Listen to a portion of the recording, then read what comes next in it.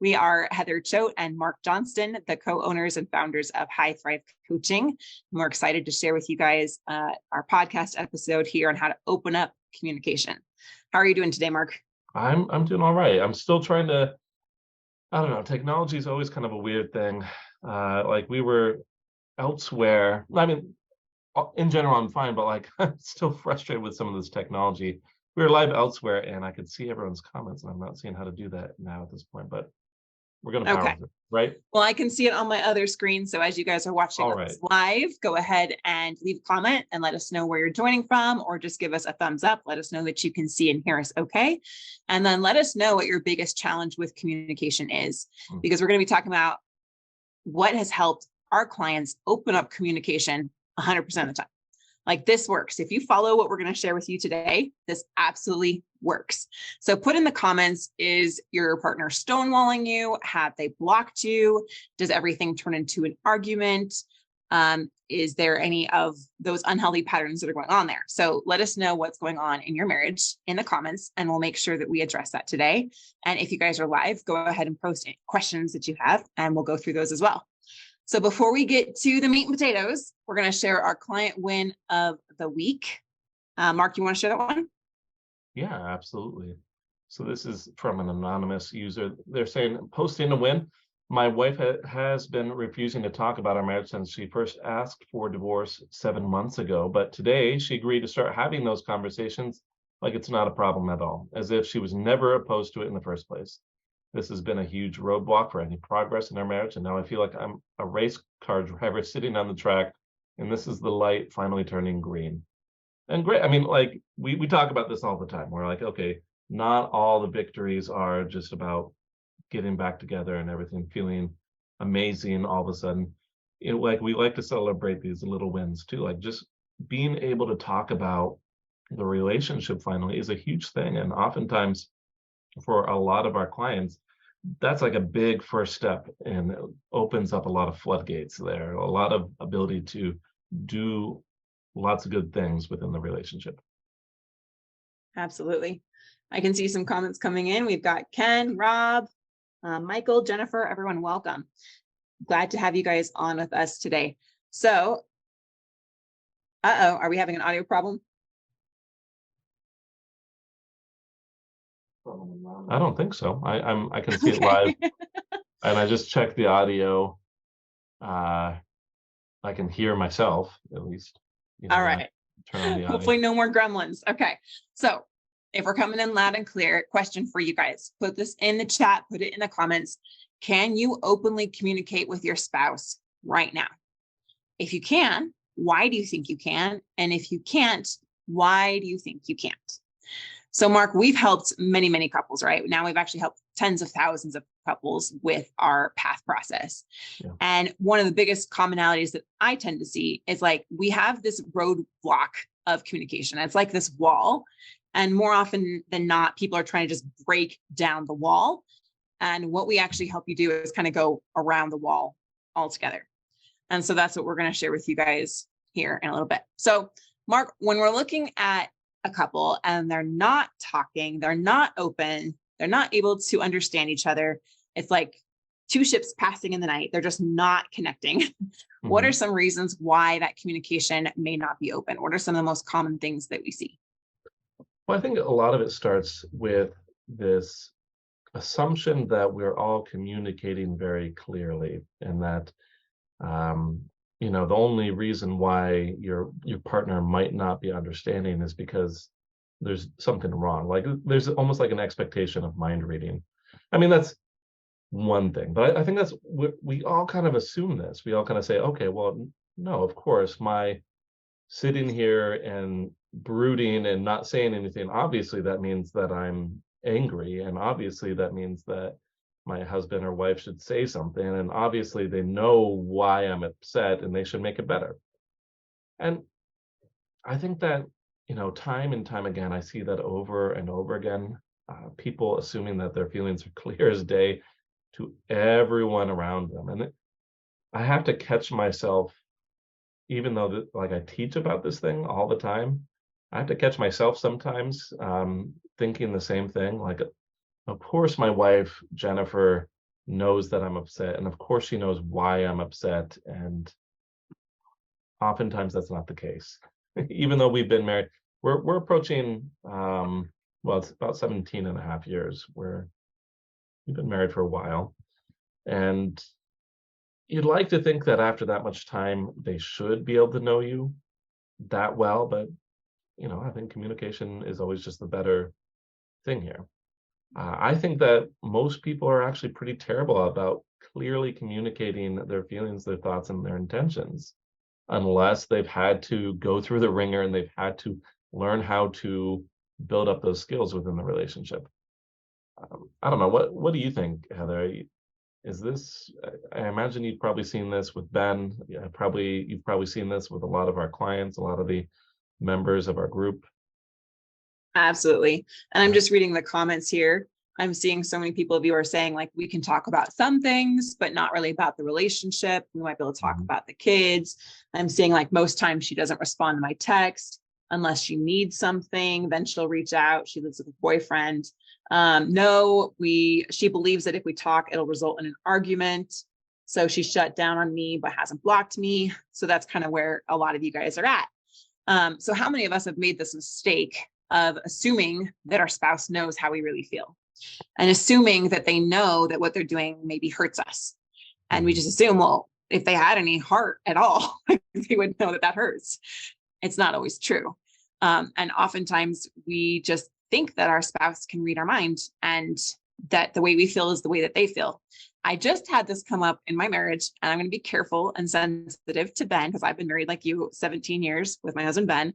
But I got really upset, like the most upset I've been in probably years, just a few days ago, because we had some clear boundaries, and he crossed one of those boundaries. And then he told me what he did that crossed a boundary that we had a very clear expectation around. And I'm so grateful, like, he told me, right?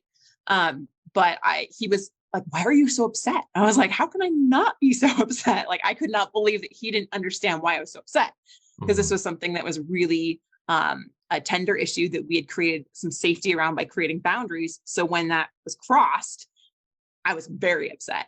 And I just assumed he would know that I was going to be that upset when he told me, but he was like shocked at how upset I was. So that's just a perfect instance of, like, I'm surprised that he's thinking I shouldn't be so upset, and that, he should just know I'm going to be that upset. So this happens all the time. One of the things I just advised a couple the other day, and Ben and I were even talking about this, was to always question your assumptions before you question your spouse.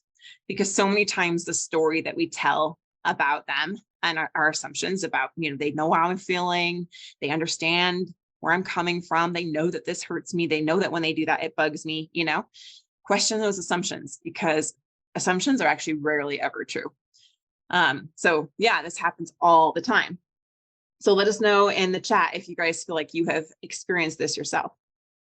I'm seeing, like, a lot of other people saying, like, this isn't quite what's going on.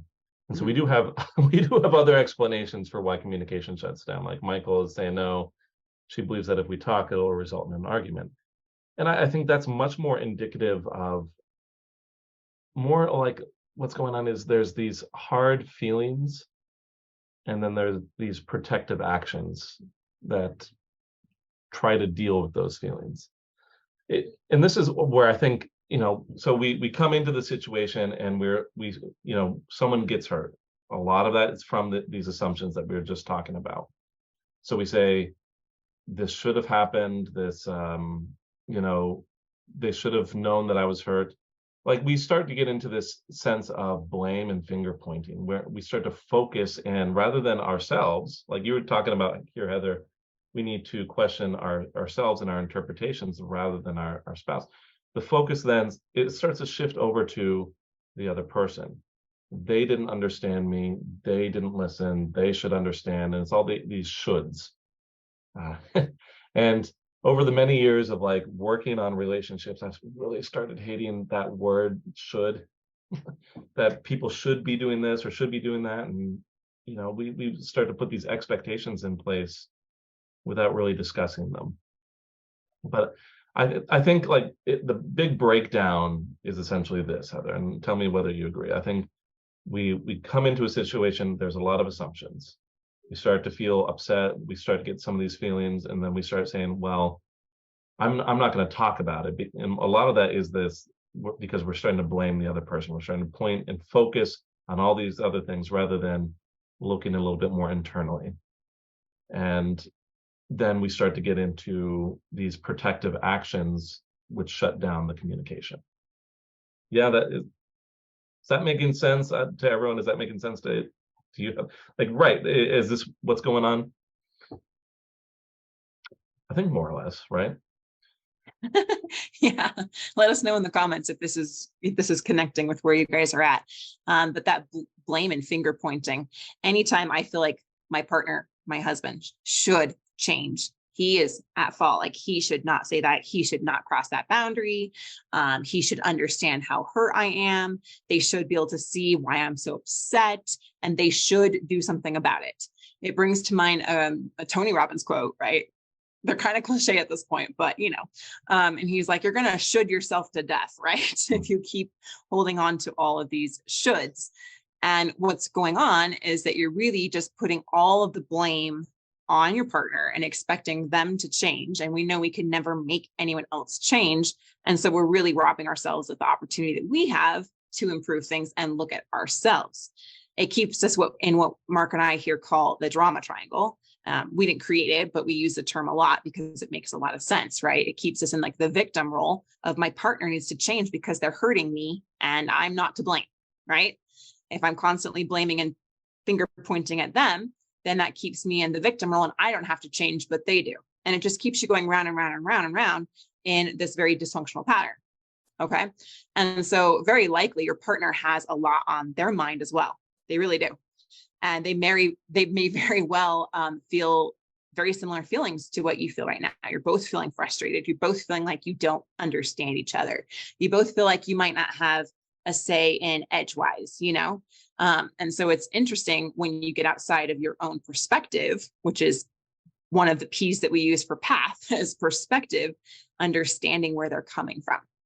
That really helps you to break some of this down. And we're going to go into that here in a little bit on some of the solutions to these. So Marc, what do you feel like is the next element to this when we're dealing with couples with no communication or very poor communication? Well, and I think that some people are commenting on this. They're saying, okay, they see what we're talking about. Like Diamond here in the comments is saying, okay, we both point fingers at each other. However, when I share my intentions and thoughts, she holds on to the assumptions that she has. So in these situations, I think a lot of what this comes down to is this concept of vulnerability.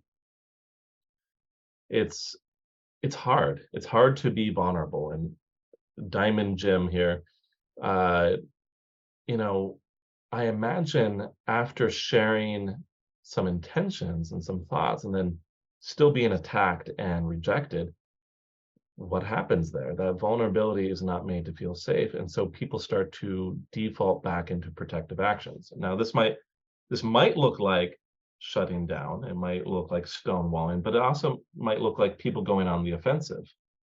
And for this Diamond Jim person, I imagine that's a little bit what's going on with his wife, where they're not, that this vulnerability comes out and it might come across as complaining or taking a dig at them. And so they go on the offensive and they start attacking, trying to resolve it, trying to protect their own feelings. I think we're talking about why communication breaks down here. This is it. It's a lot of these instances of vulnerability are made to not feel safe. And so each partner learns that they need to protect their feelings from other people, perhaps specifically their spouse. I want to describe these protective actions a little bit further. Like, this is what happens when people stop sharing. They turn inward and they start focusing on protecting themselves. And a lot of this is a really important concept because we have to understand this concept if we're going to open up the communication again. So like all these aggressive actions, these shutting down actions, the stonewalling actions, we have to recognize it for what it is. It's an individual who has been hurt and they're trying to prevent that hurt from happening again. The problem with that is a lot of times this shutting down or turning to more aggressive actions really prevents any amount of solution. It turns into this vicious cycle where there isn't any ability to feel safe with that vulnerability. And so opening up communication, it becomes about understanding the feelings that are going on and having some empathy about the actions that have been taken to protect those feelings. That's a big first bit of work when we're trying to look at how to open up communication again. So, Heather, we've seen this before, right? We've seen people who try to be open, much like some of the comments are saying. A lot of people are saying, yeah, they're seeing they're seeing these actions in place. How common is this, do you think? Yeah, we're getting a comment right here again from Diamond. She tells me those exact words. She doesn't feel safe with her feelings. And I've experienced this myself. I mean, raise your hand. We probably all had a time when we were vulnerable and that vulnerability did not pay off, right? And so it didn't feel safe to share. It didn't feel safe to try to work through problems. And so we went into a protective mode. And we can also see that our spouse may be doing the same thing. I mean, let's just do a quick exercise. On a scale of 1 to 10, how safe do you feel in conversations right now with your partner? How safe does it feel? How open and vulnerable do you really feel like you can be? 10 being like, I can be my absolute true self and know that I'm okay, right? And a 1 being like, I don't have that at all. And now let's flip it on its head and let's look at your spouse. On a scale of 1 to 10, how safe do you think they feel communicating with you? Is there safety to share things? Is there safety to be vulnerable? Is there safety to work through problems? And more often than not, most of our clients would be very low on that scale. That's where they start. And that's why we're here to show you how to move through those protective actions that we may have taken because it doesn't feel safe, like stonewalling, shutting down, blame, criticism, contempt, any of those things that we're doing to protect ourselves.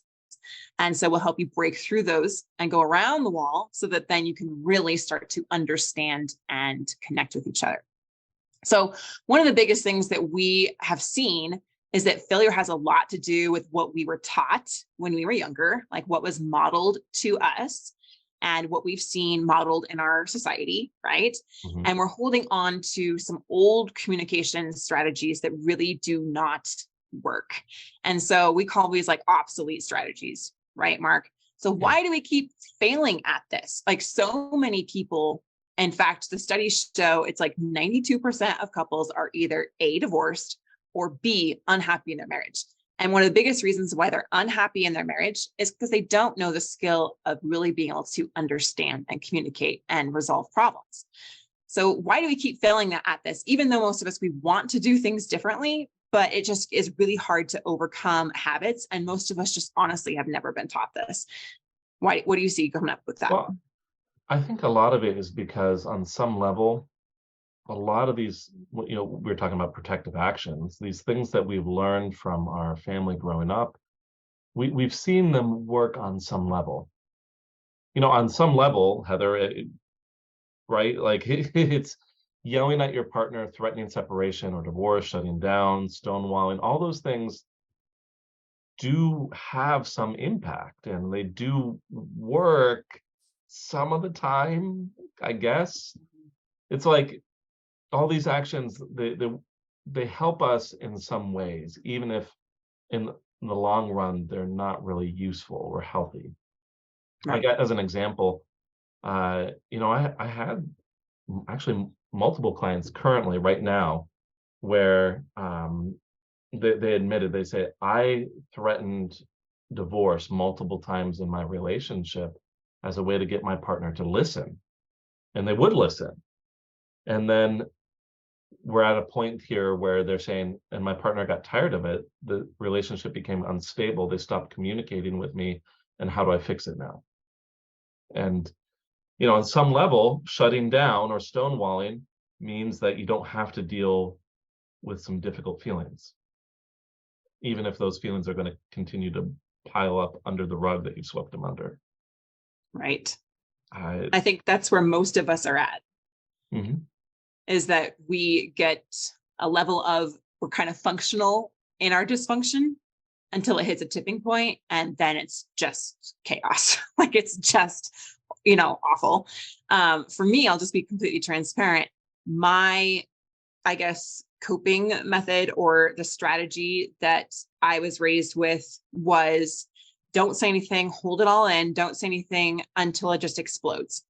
And then you just can't take the tension anymore. And so you just explode and everyone explodes. And then it gets out there finally. And then we can kind of move on. Like we can kind of pick up the pieces. And so that was our very dysfunctional way of trying to manage emotions and trying to resolve problems. But was it really functional, right? And you can see if this continues, and it did in my marriage for many years, until the point where it was like deteriorating, you know what I mean? And so we have these different patterns that we pick up. And I want you to give yourself some grace as you're listening to this, because you're most likely modeling exactly what was shown to you by your parents, and your partner may be modeling what was shown to them by their parents. And our parents, they did the best that they could, right? So we can give them some grace too. But these patterns can continue for generations and generations. And our society doesn't teach us how to have great communication, or how to get communication open when your spouse is pulling away, how to say, hey, that really hurt me. Let's work together on some solutions here, right? What do we need to do to create that safety and that vulnerability? I think it is a rare human being that feels safe to be completely themselves, completely vulnerable with their spouse. That is a rare human being. Like they're a walking legend, right? Like let's elevate them to like God status, because that is such a rare thing to actually achieve in your marriage.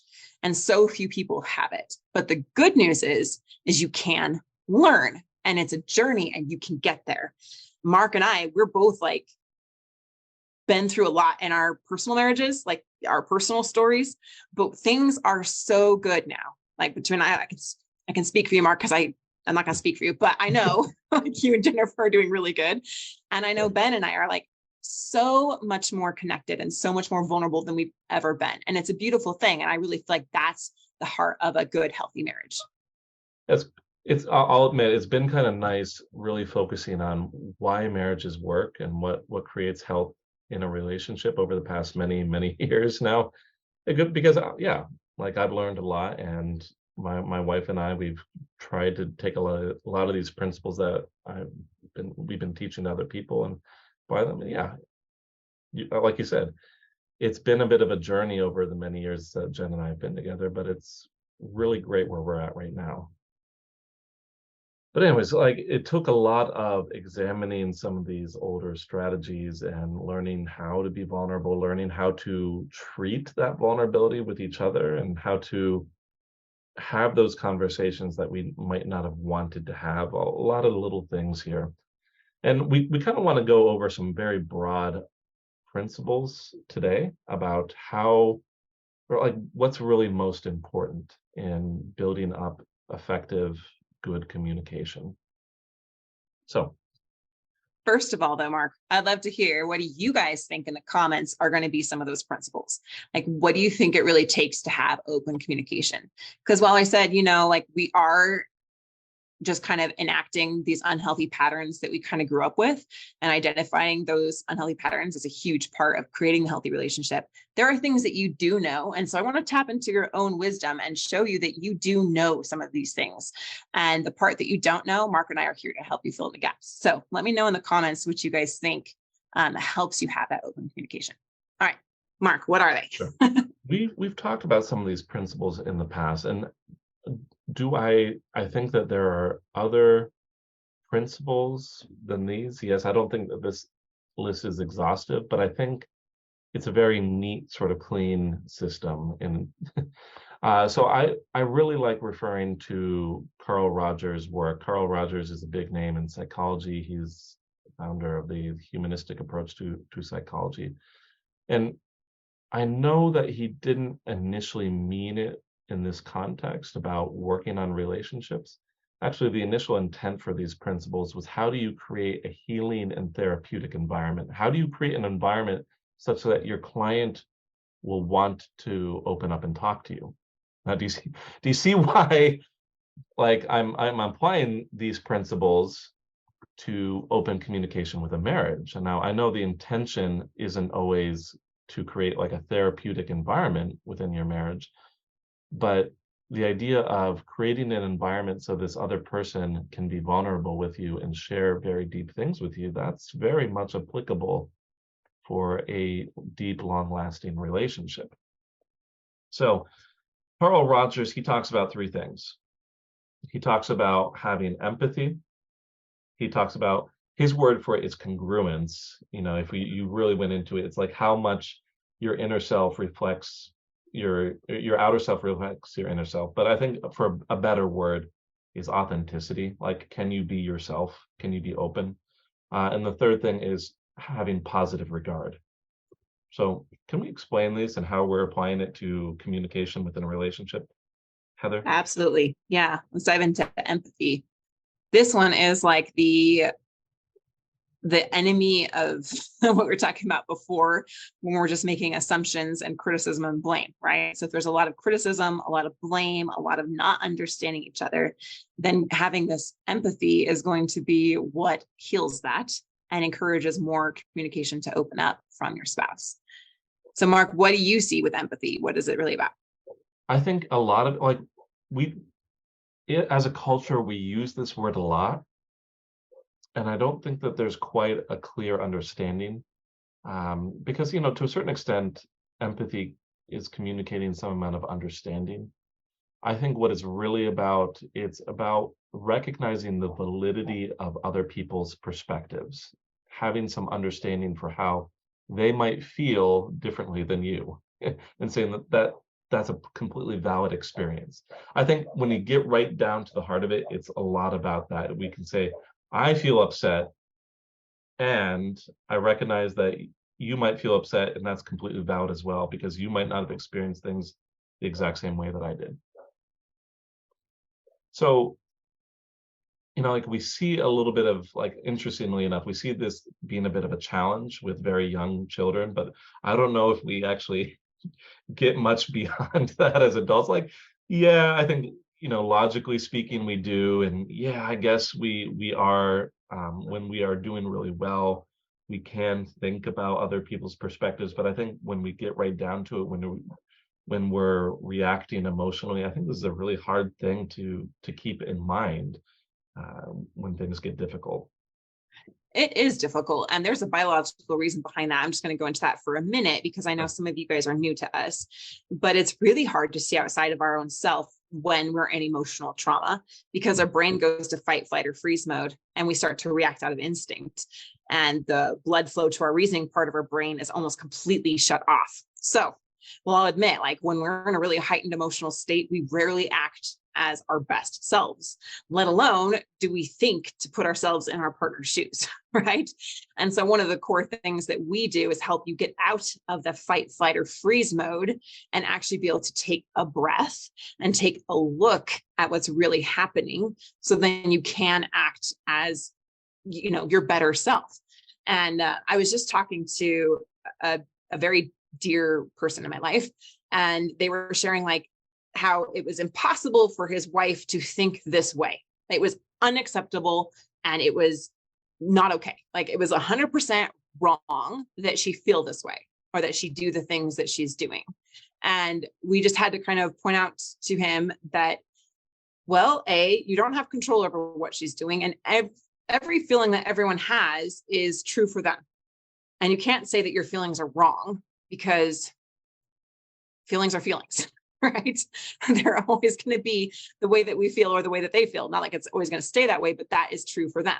And so when we're saying, like, I understand how you feel, and being able to see their perspective is really, really important. Oh, I just lost my camera for a second. There we go. Yeah, even I in this moment there or something. Yeah.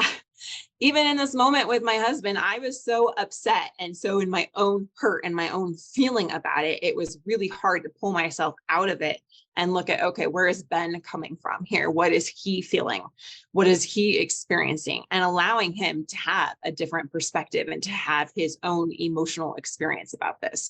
But once I did, that's when connection was able to occur. Once we both kind of set down our own like emotional instincts and reactions, that's when we're able to get on the same side of the table. And now it's about him and I against the issue instead of him and I against each other. Does that make sense? Anyone experience that? I would love to know from you guys, when do you feel like you've actually been able to understand where they're coming from? Have you ever been able to understand where they're coming from?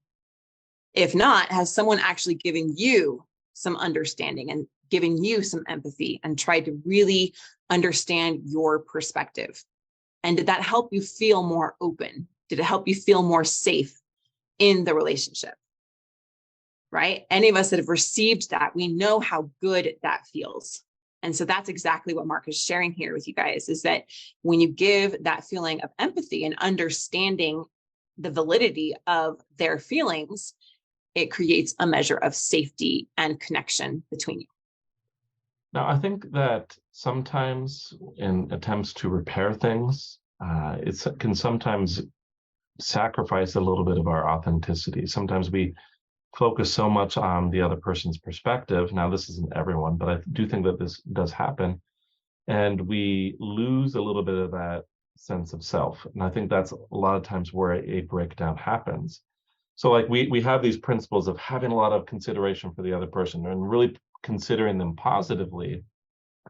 And I think that is very much balanced out by that authenticity. And I've had to consider this a lot in my practice here, where a lot of times I'm wanting an individual to feel acceptance and some understanding from me. But then I have to really think about it sometimes, and I have to balance that out and say, you know what, sometimes the actions that they took or the things that they're not doing, it wouldn't be authentic of me to not call some of that out. And I think that's where we come into the relationship a little bit, about being able to have empathy for the other person, but also being able to share of yourself and be confident about that. I think a lot about what authenticity is about. It's about being open and vulnerable and being able to share who you are, share what your thoughts and your feelings are. And to do that well means balancing that with some consideration for the other person. Actually, really, my wife and I, we watched a movie on Netflix recently. I don't know if you caught this, Heather. We watched The Glass Onion. I have not. Okay, No. this is there's a murder mystery movie some years ago. It was called Knives Out, and this is kind of a continuation. It's a fun murder mystery whodunit sort of thing. But like there's this really nice line that the detective said to one of the other characters, because this other character just hurts other people with what she says. And she's passing it off as like, this is just who I am. I speak the truth. And he just turns to her at some point. He's like, it's a dangerous thing to mistake speaking without thought for speaking the truth. And I was like, oh, ouch, that was a really kind of a nice zing, but it really stood out to me, because I think a lot of times people say, okay, I'm going to be my authentic self and I'm going to tell people how it is. And that's just, I'm being healthy. I'm speaking the truth. If they can't handle it, well, then too bad. And I'm going to go back to the quote. It's a dangerous thing to mistake that sort of stance as actually speaking the truth. And I don't think that that's necessarily the healthy side of being authentic. It certainly does not allow for others to be authentic in return, I think, and to create a space where there can be this empathy, this authenticity, and this positive regard. I love that you shared this. Oh, go ahead. I love that you shared this. There's a comment here, and it's gone from my screen now, but so I'm going to try to get it close to right. But I believe it was Diamond was saying, like, I do try to understand her perspective, but she doesn't do the same. Hmm. And I think that's exactly what we're talking about here, is that your spouse probably isn't in a place to do the same.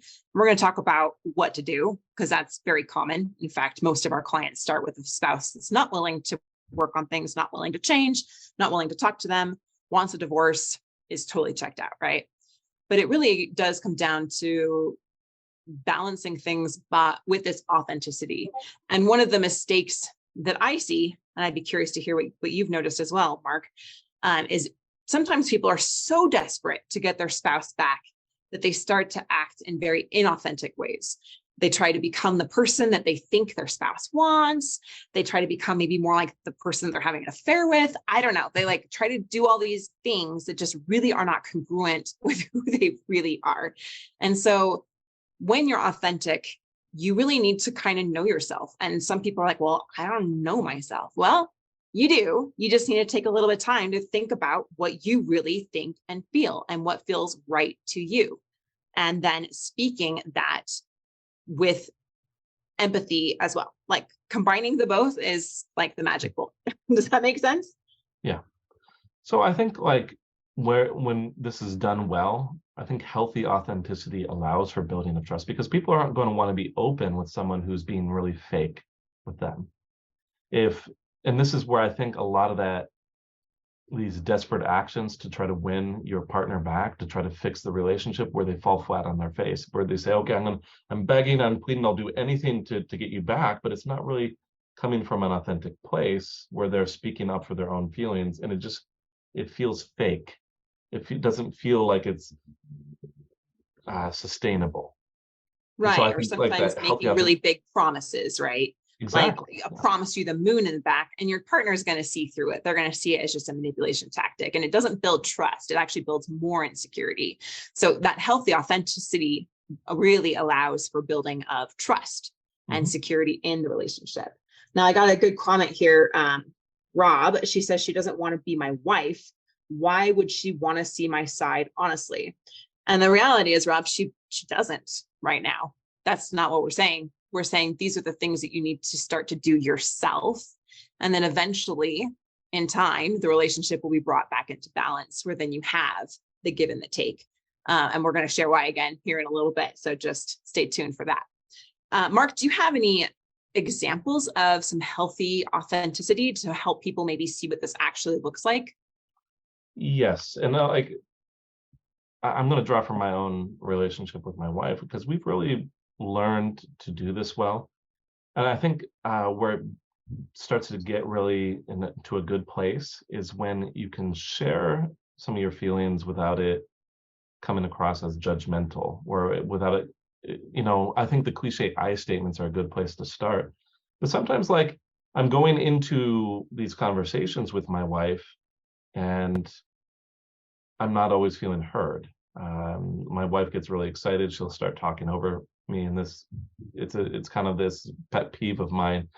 And so, like, being able to share with my wife, saying, hey, it actually is really bothersome to me when you speak over me, and I'd like to continue, but I'd still like to continue this conversation and be able to share my thoughts with you. Like, that's a really, I think, authentic statement. It talks about some of those negative feelings, but it's not really trying to take it into a negative direction. I think where we make it really authentic and where we can really balance that out. I talk to a lot of clients about balancing it out with your intentions for like a positive direction. There's lots of ways you can make this healthy while being open and honest. Like Rob was saying, sometimes your partner isn't really wanting that right then and there. And there's other things to do in those cases. There's other things that need to be done to open up the conversation. But, right today, we're talking about some more general principles that are needed for creating a more open and, communicative environment. Yeah, I'm just going to give one example of this as well. Sure.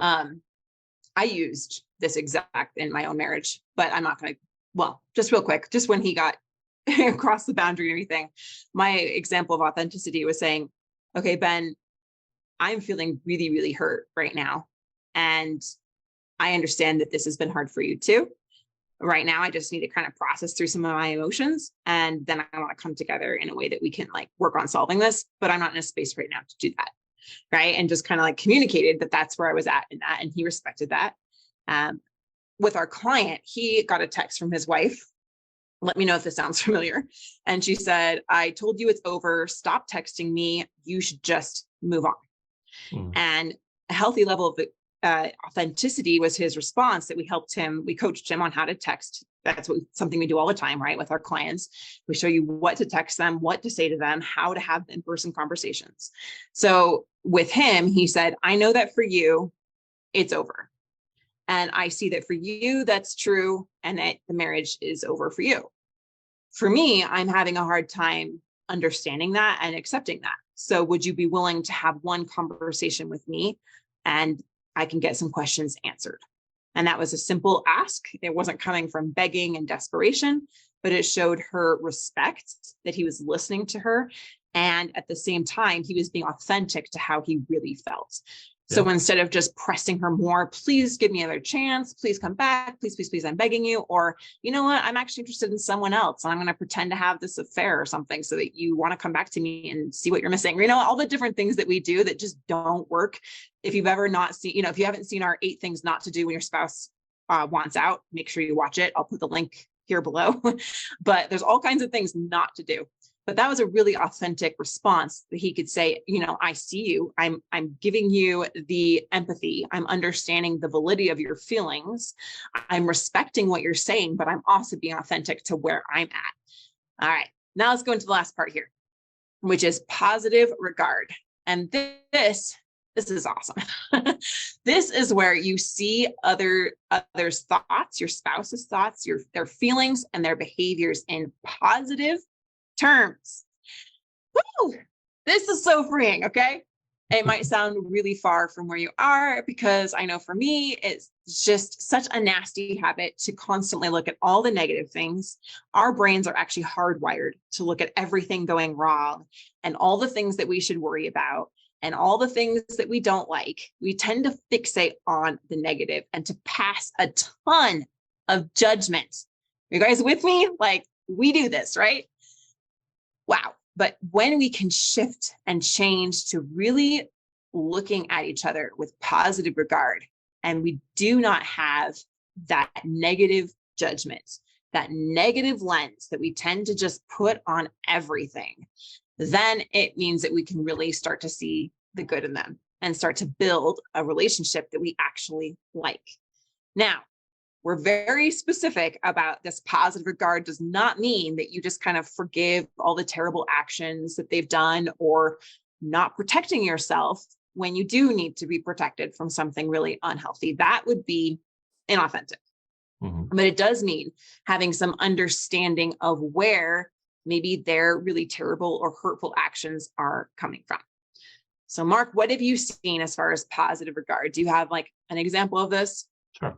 I think like the key concept here is that this is a lot about lacking judgment rather than, you know, like empathy is like understanding, like having some acceptance that they have a different perspective, and authenticity is about myself and how I'm sharing myself. But yeah, the positive regard is about lacking judgment. An example might be, like, it might be clear in your situation that perhaps your partner is being disrespectful towards you. That's a bad thing in general.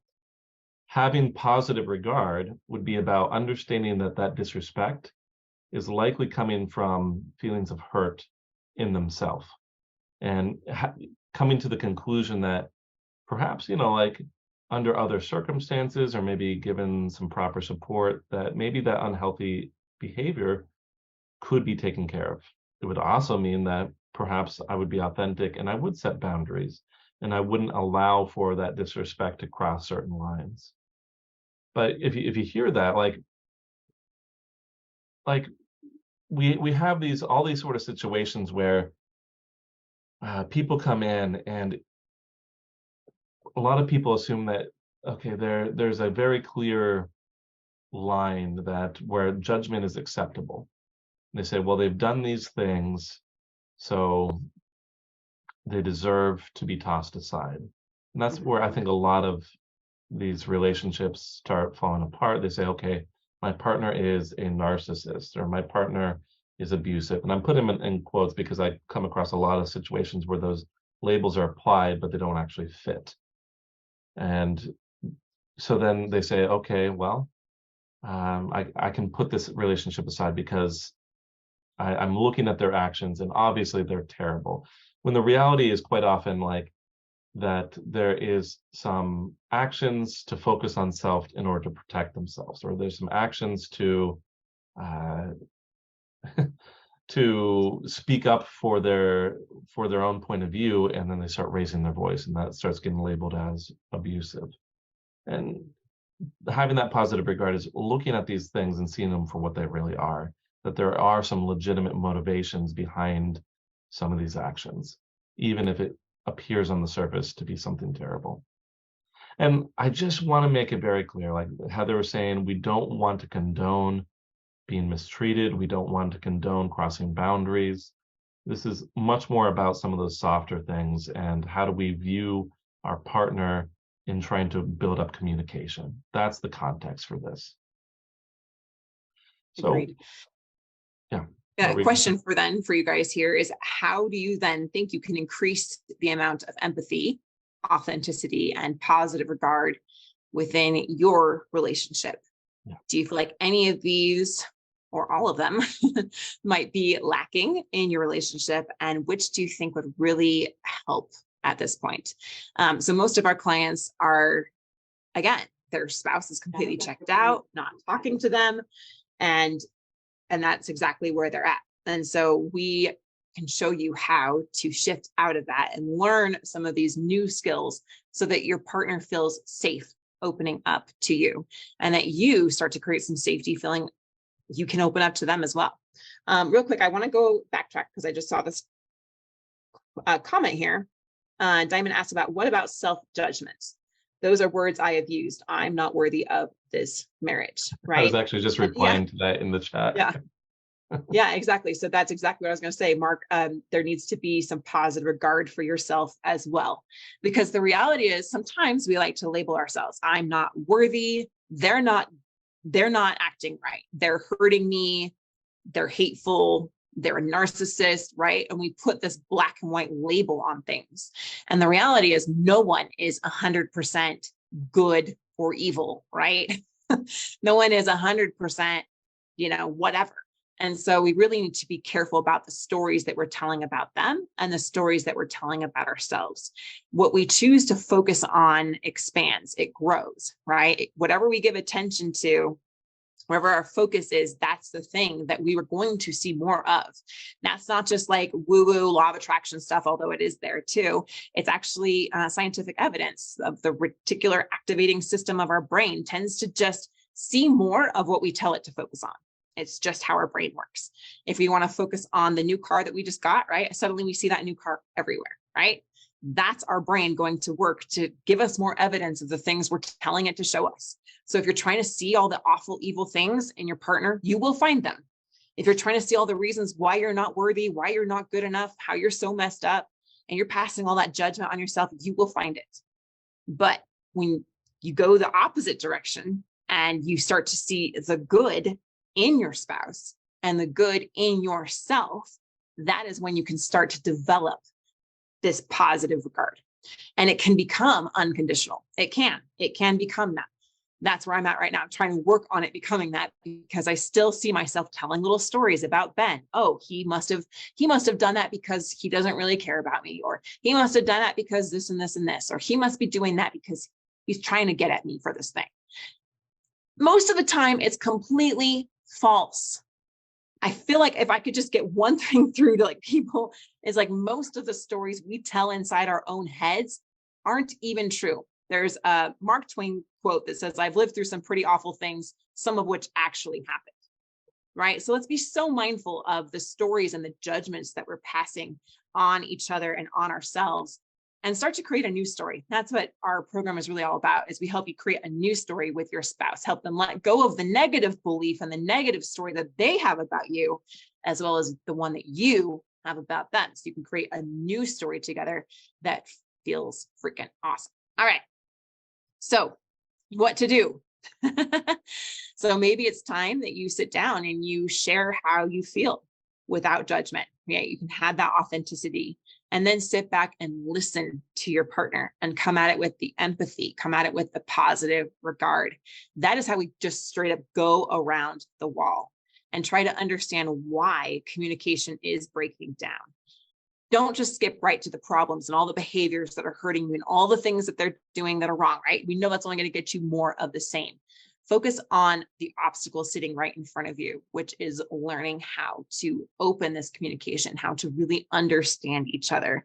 Instead of you against them, it's going to be you together against the issue. Okay, that's what we want to help you get to. So Marc, let's go to our marriage myth buster. All right. And this one is about communication as well. And that is, communication should just happen. Like, it should just happen. We're married. We should be able to communicate. Is this true, false, something in between? Let us know. I don't know if this was purposeful. Well, we will admit that we have some assistance from an assistant who just kind of finds comments from the Facebook group and puts them into the marriage mythbuster section, and then we go ahead and write about it. But it's interesting that this was about communication as we were discussing communication today. But, I think it should be pretty obvious to everyone that communication does not just happen. We talked a lot about how we get into these, we pick up old strategies from our youth, from our family of origin, that simply don't work all the time, or we get into strategies that shut down communication and eventually just it doesn't happen. I think a lot of people are much more willing to have some of these yucky things that are going on in terms of feelings, just kind of set it aside for a bit and not deal with it. And I think people are prone to having these hard feelings and then taking action to protect themselves, meaning communication isn't going to happen in those cases. Often this means that as problems arise, many people are going to go ahead and do this rather than digging down and resolving those problems through communication. I would say that this is probably the default in the vast majority of relationships. My observation, Heather, let me know if you observe the same. The couples who do communicate well, they do so because they were forced to learn how to communicate well and not because it came to them naturally. 100%. That is 100% the case. So yes, I mean, if that's the case, if I don't know of a single couple that I've ever met that communicates really well that hasn't had some period where they were forced to learn to communicate well, which means it doesn't just happen. So I know we're using an observation and kind of conjecture to prove this one false, but I think it fits really well. Absolutely. Awesome. Thank you so much, Marc. Leave a comment. Let us know what stood out to you the most. And if you want a free marriage assessment from us, we are offering I think we have like 7 or 8 spots. We're like 80% full for the week. But if you want one of those 7 or 8 spots left, we offer a completely free marriage assessment where we deep dive into your relationship, help you understand what's really going on and how to get to the place where you want to be in your marriage, how to turn it around so your spouse actually wants to be with you, where they want to open up communication, where they want to commit to you and give you their heart fully again. So if you want one of those few spots, just leave a comment, say, analysis. That's kind of a hard word to spell for me. So maybe just say me and we'll get you the link right away. But again, we're mostly full for the week. So that'll only go out to the first 7 or 8 who comment. Just say me, forget analysis. That's way too complicated. All right. So next week, we're going to share with you, can my marriage be saved? Marc and I are going to be doing a live Q&A with you. And this is where we're going to review some of your relationship issues and some of your marriage situations and let you know if we feel that your marriage can be saved. So comment save if you want us to review your marriage next week live, and we will show you how you can turn it around. So thank you so much for joining us today, Marc. Thank you all for joining. And we got so many comments. It's awesome. Like 65 comments here. You guys are rock stars. And we look forward to talking to you very soon. And we can't wait to see your marriage thrive. Thank you, Marc. Hey, everyone. Thanks for listening to The Thriving Marriage, your A to Z blueprint for not just surviving marriage, but thriving. Until next time, my friends, thrive on.